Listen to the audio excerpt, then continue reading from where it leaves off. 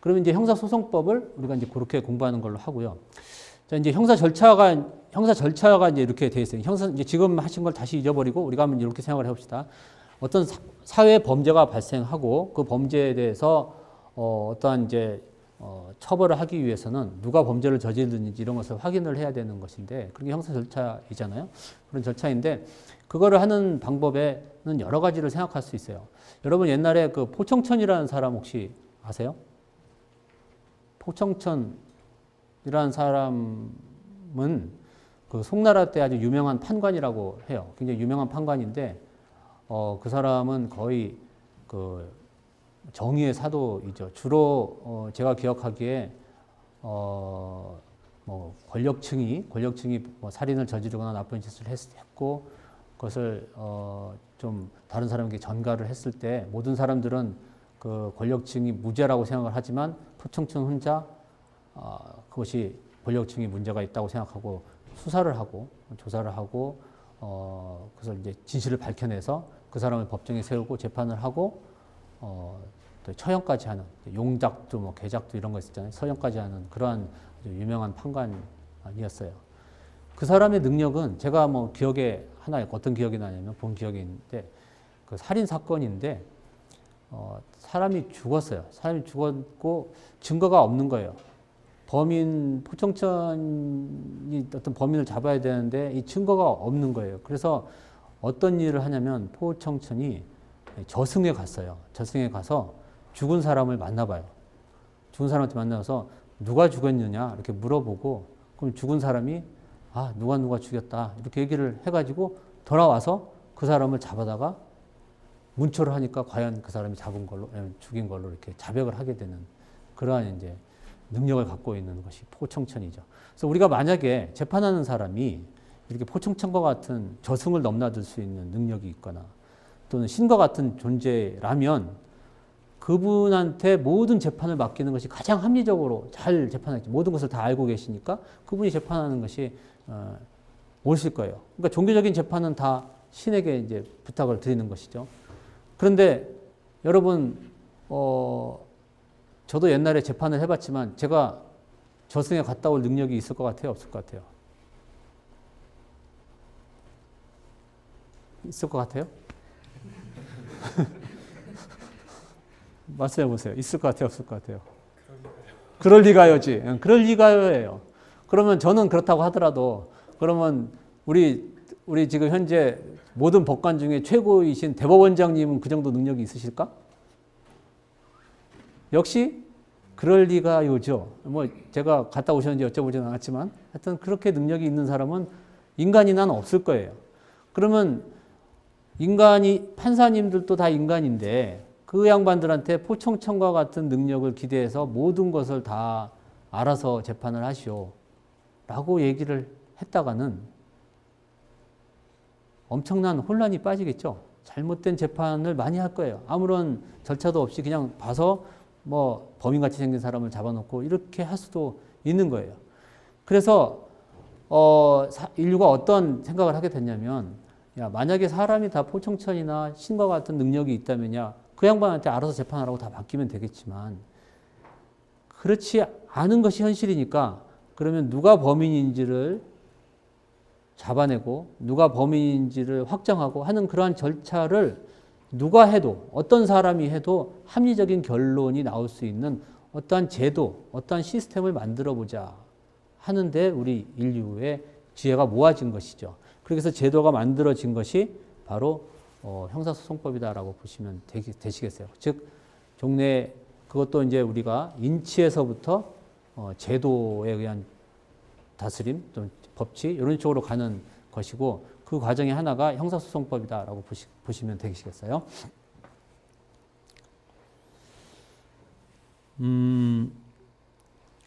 그런데 이 형사소송법은 어떤 거예요? 아까 그 경찰이 가서 조사를 할 때, 근데 살인자가 있다 그러면 경찰이 가서 그 사람을 잡아오잖아요. 구속을 하게 되고, 또 가서 현장에 가서 누구한테 물어보고 이렇게 해죠. 이 아까 본 교통사고의 경우에 사고가 났다 그러면 우리 그 서울대학교 법과대학 학생이 달려가서 사고를 조사하나요? 아니면 경찰이 조사하나요?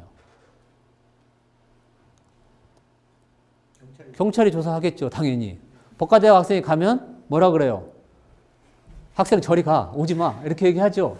그것은 왜 그래요? 그것을 조사할 수 있는 권한은 경찰에 있기 때문이고, 그 경찰에 있는 그 경찰이 조사할 수 있다고 하는 그 근본적인 그 권한은 어디서부터 나오냐면 우리 법이 경찰에게 조사권을 줬기 때문에 그러는 것이죠. 그러니까 형사소송법은 누구에게 어떤 것을 조사할 수 있고, 또 심하면 잡아올 수 있는 권한, 또 뭐 법원에는 재판할 수 있는 권한, 이런 권들을 준 거예요. 그래서 법이 각 기관이나 그런 그 기관을 구성하는 사람들에게 일정한 권한을 준 거고, 그에 따라서 사건을 조사할 수 있는 권한, 또 경우에 따라서는 조사받는 사람들에게 강제적으로 뭐 이렇게 무슨 처분할 수 있는 권한을 부여한 것이기 때문에 형사소송법의 기본적인 첫 번째 기능은 뭐냐면 그 형사사법기관에게 형사사법 권력을 행사할 수 있는 권한을 부여하는 기능. 이게 이제 첫 번째 기능이라고 볼 수가 있겠어요. 그런데 형사소송법은 사실은 생긴 지가 그렇게 오래지는 않은 것이죠. 그리고 옛날에 뭐 고인돌이 왔다 갔다 하던 시절에 법이 있어서 무슨 법이 없었는데도 불구하고 그때도 살인을 하게 되면 부족회의를 열어서라도 처벌을 하고 그런 일이 있었고, 그전에는 또 뭐 사회적인 보복도 있었고 뭐 그랬었죠. 어쨌든 그 옛날을 떠나서 국가 권력의 경우에 권력을 가지고 있는 어떤 국가는 특별히 법적인 근거가 없어도 자기 권력을 행사할 수가 있을 거예요. 그 옛날에 한번 뭐 정복하는 그런 시절에 한번 생각을 해보세요. 법이 먼저 가고 그거에 의해서 잡는 게 아니라 가서 강제력을 가지고 잡는 것이죠. 그러니까 형사소송법이 꼭 없어도 권력을 행사해 왔고 권력은 그렇게 이루어져 왔었어요. 그러면 이제 우리가 형사소송법에서 경찰에게 권력을 줬기 때문에 경찰이 그러한 그 수사권을 그러한 조사를 할 수 있는 권한이 있는 면도 있지만, 한편 우리 법에서 보면 경찰이 사람을 잡아갈 때는 특별히 어떤 범죄 혐의가 강하고 또 법원에서 영장을 받고 그러한 절차를 거쳐서만 사람을 잡아가라, 이렇게 지금 하고 있지 않습니까? 그러니까 경찰은 지금 우리 법에 따르면 아무리 나쁜 범인이라도 지금 법이 정한 절차에 의하지 않고는 사람을 잡아갈 수 없고, 아무리 바로 처벌하고 싶어도 재판을 받지 않고는 처벌할 수 없는 그러한 이제 제한을 받게 되는 것이죠. 그러니까 형사소송법은 수사기관이나 재판기관이나 이런 형사사법기관에게 어떤 일정한 권한을 줌과 동시에 권한을 준 것만큼만 권한을 행사할 수 있도록 하는 제한을 가하게 돼요. 그래서 형사소송법은 두 가지 측면이 있는 거예요. 하나는 권한을 부여하는 측면, 하나는 권한을 제한하는 측면, 이렇게 있어요. 그럼 권한을 제한하는 측면은 반대로 그 법의 형사소송법의 규범을 받는 우리 국민들 입장에서 보게 되면은, 국가 형벌 권력을 행사하는 그러한 기관들로부터 법이 정한 것 이상은 그러한 권력에 그러한 권력에 복종하지 않아도 되는, 즉 자신의 어떤 기본적인 인권의 바운더리를 정해주는 그러한 기능을 하게 되죠. 그러니까 형사소송법은 첫 번째는 국가 권력에게 권한을 주지만 또 한편은 국가 권력을 제한함으로써 국민들에게 국가 권력으로부터 자기 기본권을 지킬 수 있는, 자유를 지킬 수 있는 그러한 기능을 하고 있다. 후자의 기능은 이제 인권 보장적 기능이라고 할 수가 있겠어요. 그래서 형사소송법은 두 가지 얼굴을 가지고 있는데, 하나는 권력을 부여하고 하나는 권력을 제한하는 두 가지 기능을 가지고 있다라고 할 수가 있겠습니다. 그런데 아까 말한 것처럼 이 국가 권력은 사실은 이렇게 자연 상태에서 보면은 이렇게 법이 없어도 자기가 실현할 수 있게 되는 거고요. 이 형사 절차를 법으로 정하라 이렇게 하는 요청은 왜 나왔냐고 하면은 이것에 대한 어떤 제도적인 어떤 연원을 따지다 보면은 1215년에 있었던 그 영국의 마그나 카르타로부터 이제 나왔다고들 많이 얘기를 하는데, 그 상황은 뭐냐면 왕이 국민에 대해서 형벌을 가하고 조세를 가하고 이럴 때, 그때 당시에 그 귀족들이 왕에게 달려간 것이죠. 왕에 달려가 가지고, 조원 왕에 달려가 가지고 당신이 왕이지만 우리가 동의하기 전에는 절대 형벌도 부과하지 말고 조세도 부과하지 마시오라고 요청을 하고, 그때 그 귀족들이 힘으로 조왕으로부터 사인을 받아낸 것이죠. 이것이 대헌장이에요. 지금 다시 말하면 아주 하층민은 당시에 아예 힘이 없었기 때문에 그렇게 할 수도 없었고, 어느 정도 좀 힘을 쓸 수 있었던 귀족들이 그래도 왕에 복속되는 피치자인데, 그 귀족들이, 즉 피치자들이 국가 권력의 상징인 왕에게 가서 국가 권력을 행사할 때는 피치자의 동의를 받은 한도에서만 행사를 하라, 이런 요청을 하게 되고 그것을 받아낸 것이죠.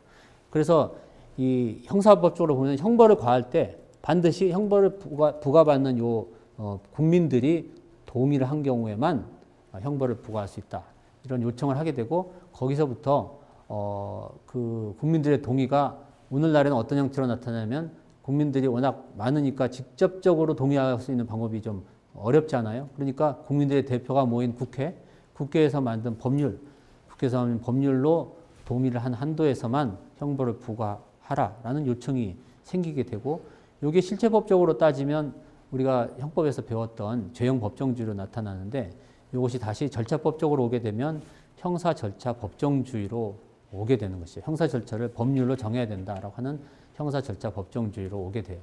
그러니까 형사 절차를 법으로 정하고, 그 법으로 정한 법인 형사소송법은 기본적으로 어떤 의미를 가지고 있냐면, 이렇게 생성연원을 보면 어떤 의미를 가지고 있냐면, 국가 권력에게 국민을 처벌할 수 있는 권력을 부여하는 그러한 의미보다는, 이미 자연 상태에서 또는 이미 그 과거 역사적으로 존재하고 있는 그러한 국민에 대한 국가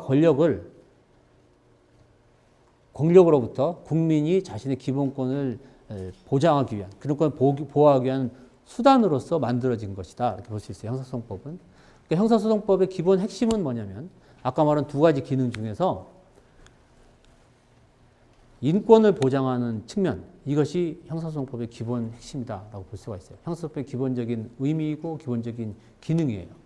그러니까 여러분들이 나중에 형사소송법을 더 공부를 하거나, 또는 여러분 중에 또 일부는 나중에 크셔가지고 검사님이 되실 텐데, 검사님 되셔서 이렇게 형사 절차를 이렇게 주재를 할 때 계속 근데 범인을 잡고 처벌을 하고 이런 쪽으로 계속 하다 보면 형벌이 계속 많이 부과되는 쪽에 너무 익숙해지게 돼요. 그러다 보면 형사소송법을 어떻게 이해하게 되냐면, 내가 범인을 잡는데 필요한 도구를 제공하는 그러한 법으로 인식을 점점 하게 될 거예요. 특히 여러분 검사하시는 분들은 그게 이제 그렇게 될 확률이 높은데, 원래 형사소송법은 그게 기본이 아니고 원래 형사소송법의 의미는 그러한 국가 권력으로부터 국민을 보호하는 그런 것이 기본적인 의미를 가지고 있는 것이다. 그런 거 항상 염두에 두셨으면 좋겠어요. 그러니까 형사소송법 해석할 때 언제나 인권 보장적인 차원에서 형사소송법을 바라보는 것이 올바른 형사소송법을 바라보는 방향이지, 거꾸로 형벌을 많이 부과하는 그런 좋은 도구다, 좋은 칼이다, 이렇게 바라보는 것은 형사소송법을 잘못 이해하는 것이다 라는 것이 저희 생각이에요. 형벌권은 국가가 가지고 있는 여러 가지 권력 중에서 가장 중요한 힘센 권력인데, 따라서 이 형벌권 때문에 국민의 그 기본권이 침해되는 경우가 너무 많이 있어 왔어요. 그거는 다른 나라에서도 그렇고 우리나라에서도 권위주의 체제를 겪으면서 그런 일들이 많이 있어 왔죠. 그러니까 어떤 요청이 있게 되냐면, 나라가 근데 좀 선진국이 되지 않고 좀 권위주의 체제가 유지된 경우에는 법률을 만드는 국회조차도 국가 권력자의 손아귀에 있을 수가 있기 때문에, 법률로 형사소송 절차를 만들자라고 하는 것만 가지고는 국민의 기본권을 다 보장할 수 없는 그런 한계가 있고, 그러한 한계가 현실적으로 많이 발생을 했었어요. 우리나라도 마찬가지고. 그래서 이제 이러한 우리나라 사람이나 인류가 어떠한 생각을 하게 되냐면, 이 국가 권력 중에서 가장 강력한 국가 형벌권은 단지 법률로 정해서는 안 되고 헌법적인 차원으로 정할 필요가 있겠다. 왜냐하면 헌법적인 차원으로 정해놔야 국회가, 예컨대 독재자에게 휘둘리는 국회가 함부로 법을 바꿈으로써 기본권을 침해할 수 있는 것을 막을 수 있겠다라는 생각이 이르게 되고, 따라서 헌법전에 보면 이 형사소송에 관한 규정이 많이 있어요. 우리 헌법에도 12조에 보면 영장을 발부하도록 되어 있고, 이런 규정들이 되어 있어. 그 외에도 여러 가지 그 형사소송에 관한 규정이 헌법에 규정되어 있는데, 우리 교재에 보면 잘 나와 있을 거예요. 그러한 규정들을 왜 헌법에 넣느냐 하면 인권 보장을 하기 위한 어떤 강력한 장치로서 만들어 놓은 것이에요. 그래서 이렇게 헌법에 형사소송에 관한 규정이 들어있는 것을 헌법적 형사소송이라고 해요. 헌법적 형사소송이라고 해요. 그런데 헌법적 형사소송에는 또 다른 의미가 있는데, 그것은 뭐냐면, 우리가 헌법에까지 형사소송법 규정을 넣는 이유는 국민의 인권을 보장하기 위해서 넣는 것인데, 그렇다면 그러면 헌법에 들어가지 않고 형사소송법에만 있는 것은 그러면 아무렇게나 해도 상관이 없느냐 하면 그것은 아니죠. 형사소송법에 있는 규정, 헌법에 들어가 있지 않고 형사소송법에 있는 규정도 역시 우리 헌법적인 가치를 투영한 그러한 규정일 것을 요구를 하고 있어요. 그래서 형사소송법 규정은 헌법에 합치되는 규정, 또 헌법이 추구하는 이념과 가치를 구현하는 그러한 규정이어야 한다는 요청이 나오게 되는 것이죠. 이런 요청에서 또한 헌법적 형사소송이라는 말을 쓰고 있어요. 그래서 헌법적 형사소송이라는 말은 두 가지 의미가 있는데, 하나는 헌법에 규정된 형사소송법 규정, 형사소송과 관련된 규정. 또 두 번째는 형사소송법이 헌법에 합치되어야 될 것을 요구하는, 즉 헌법에 합치되는 형사소송법, 이런 의미로 쓰이고 있습니다. 여기까지가 이제 형사소송법의 개념에 대한 설명이에요.